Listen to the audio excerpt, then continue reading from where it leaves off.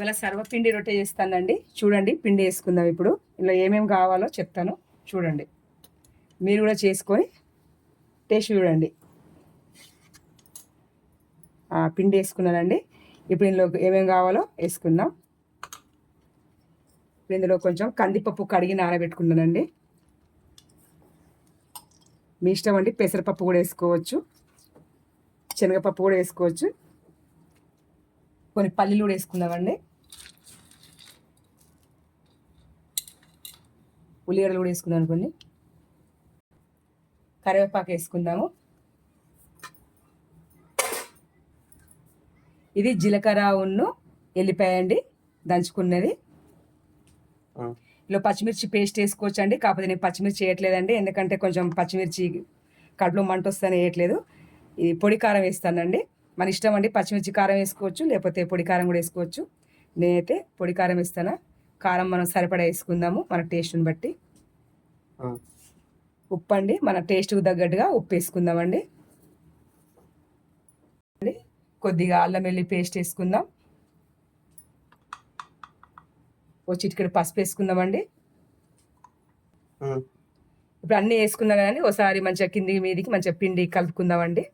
ఈ పప్పు, కారం, ఉప్పు అన్నీ కలిసేలాగా కలుపుకుందాం. ఇప్పుడు బాగా కలిపేసుకున్నాం కదండి.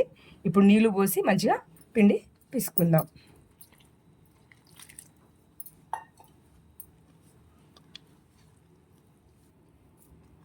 పిండి బాగా పిసుకున్నానండి. ఇప్పుడు చూడండి, ఈ మాత్రం మంచిగా పిండిని బాగా పిసికేసేసి ఇప్పుడు ఒక కడాయి తీసుకుందామండి. కడాయి తీసుకొని ఇప్పుడు ఎట్లా గిన్నె రొట్టె ఎందుకు,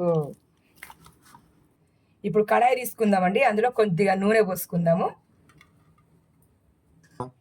ఇప్పుడు కొంచెం కడాయికి నూనె అటు ఇటు రుద్దుకుందాము. ఇప్పుడు పిండి తీసుకుందాం.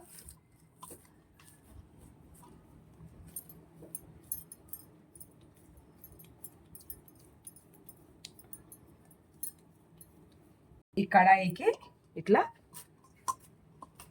ఒత్తుకోవాలండి.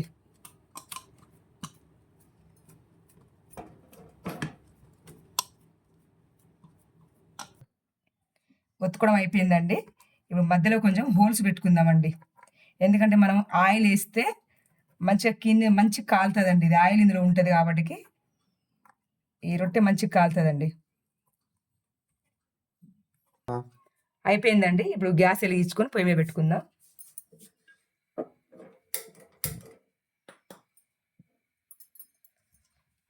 పొయ్యి మీద పెట్టుకుందామండి. ఇక ఆయిల్ వేసుకుందామండి.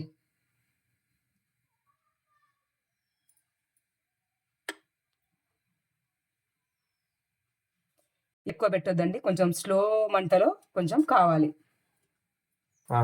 మూత పెట్టుకుందామండి. ఒక 10 నిమిషాలు అయినాక మరి చూద్దాము.